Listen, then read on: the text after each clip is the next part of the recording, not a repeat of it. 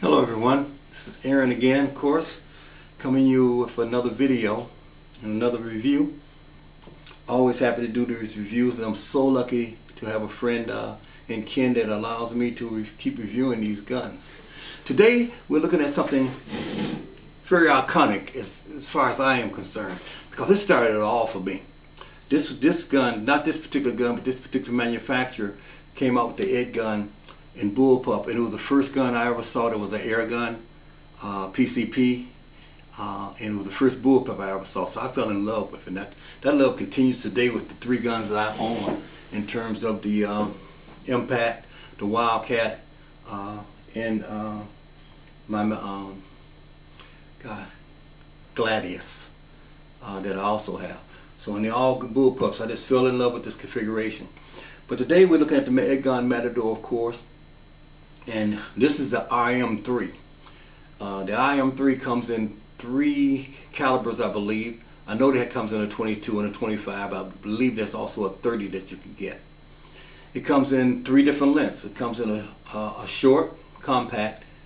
It comes in a standard, which is this, and it comes in a long, which is a few inches long, more longer than this gun is here. This is the 22 version. And it's designed to shoot the JSB 18.1 grain pellet. It comes with 2 magazines in a case. A very nice case. I like the soft cases rather than the hard cases. Hard cases may protect it a little bit more though. And it has a magazine holder that holds, in the particular case of the 22, it holds 4 magazines in here. And they click in, they click out very easily, and they're in there and they're snug. Be great for hunting and that sort of thing. They slide, you line up the thing, it slides right in place, it clicks, and you know it's there. As you can see, there are 3 in here, and one for the chamber. So this one actually has 4 of those. Now the difference between the 22 and the 25 is the 22 magazine will shoot 10 shots, whereas the 25 will shoot 9 shots. Now you're going to be able to get 55 shots per field out of the 22. I don't have the 25 here, so I can't tell you exactly how many you would get out of that. It has a regulator. The regulator is set for 120 bar, and it holds 200 bars. So you got 80 bars of pressure there before you have to refill at that 25 maximum that you can shoot on the refill. It has a Walther barrel in it. And these barrels have proven accuracy. One thing I'd love to see you do is to go back and look at Ken's old videos and just see some of this things he did with this particular gun. It was almost magical, the relationship he had with this gun. And it's really too bad. I think that Edgun missed a heck of an opportunity when he did not sign Ted on with some kind of contract to continue shooting his guns. And now, of course, you know, he's one of the guys with FX. Matter of fact, I was watching a video last night, and FX has put together a team and they pulled in all of the big names out there, not in shooting, but all the big names when it comes to people that are on YouTube and have mass followings. I think that was a brilliant move on their part to sell more guns, and I think it's going to work for them. But this gun here started it all. Okay, there may have been other PCP bullpups out there. I didn't see them. This was the first one I saw, and because of this gun here and the rage that it started, and maybe some others that were early on that may have started too, that is why you have impacts, and that is why you have all of these other bullpups and semi-bullpup configurations. Started right here, as far as I'm concerned. You guys can correct me on that, who did the first PCP. But I know his was one of the first.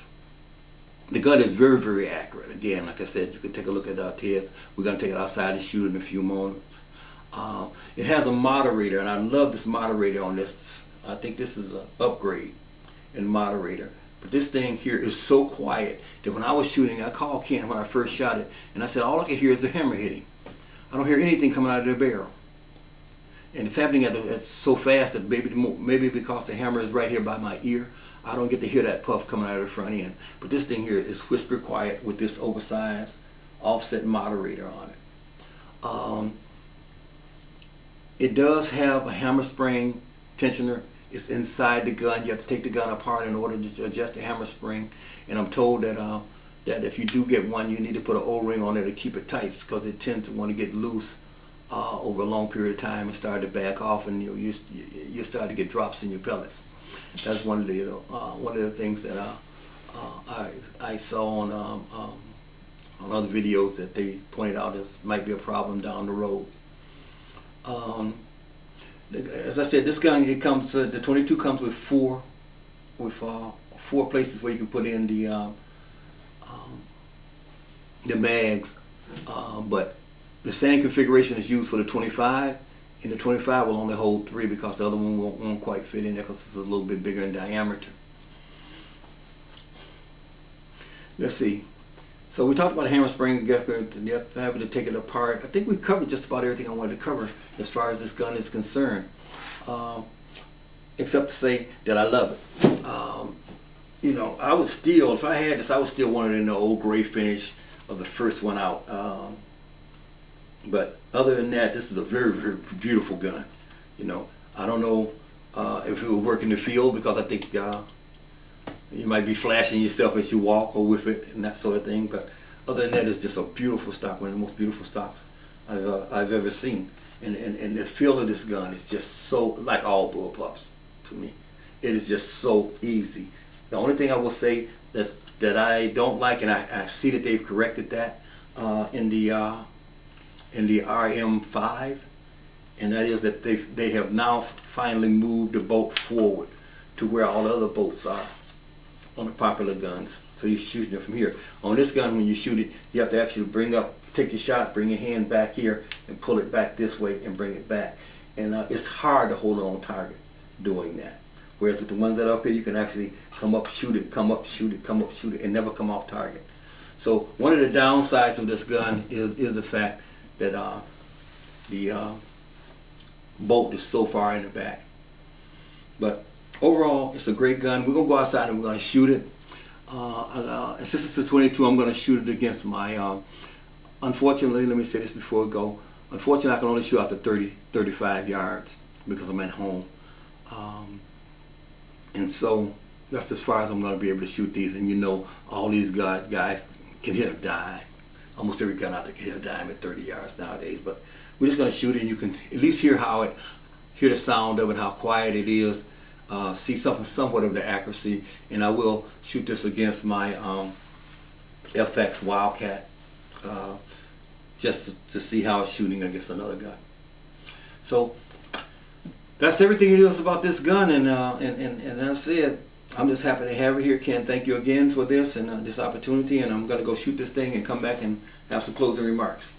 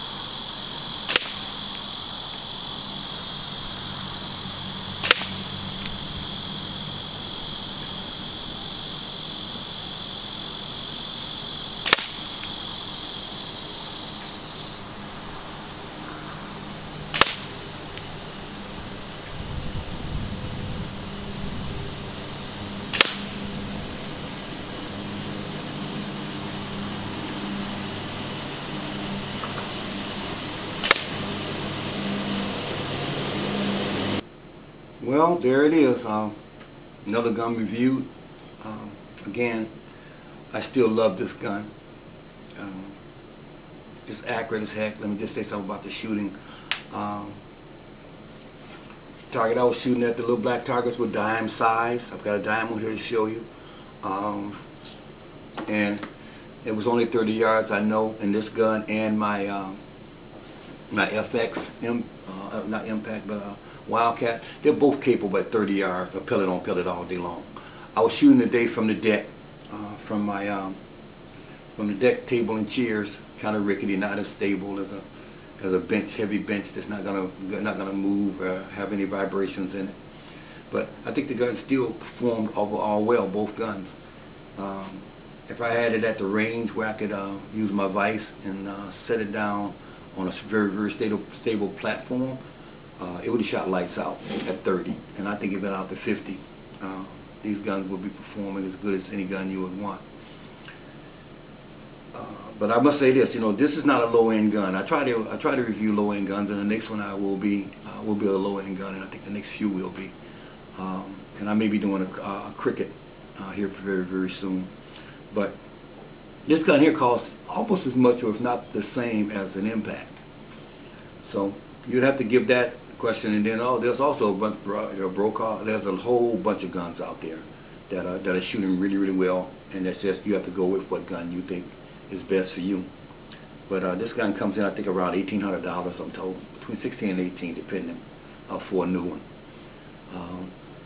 So you have to take that into consideration. The only thing about the gun that it's a drawback for me, and always has been, is the cocking lever being in the back. When you have the gun up and you're shooting it, and you take your shot, you got to reach all the way back here, pull this bolt out and pull it all the way back.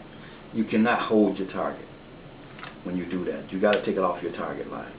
But whereas with the Impact and with my Wildcat, I'm here, I'm on the target, I pull the trigger, I'm still on the target, I pull the trigger, I'm still on the target. So I have to say that for me, the forward cocking lever is almost a must in most hunting situations. But they did want to talk about this gun, and like I said, the new one is out, and I think it's, again, the same price as the Impact. That was what I was quoting, not this one. The new gun has a forward lever. It will be the r3m, and it has that. And so if you want to take a look at it, at that gun, please do. So that's it for me today. I'll be doing another review very quickly, I'm told. I'm going to be getting another gun in pretty quick. I don't know which one it will be, and I'll be posting it as soon as I can. So I want to thank you guys again for subscribing, and for watching, and for your comments, and keep it safe.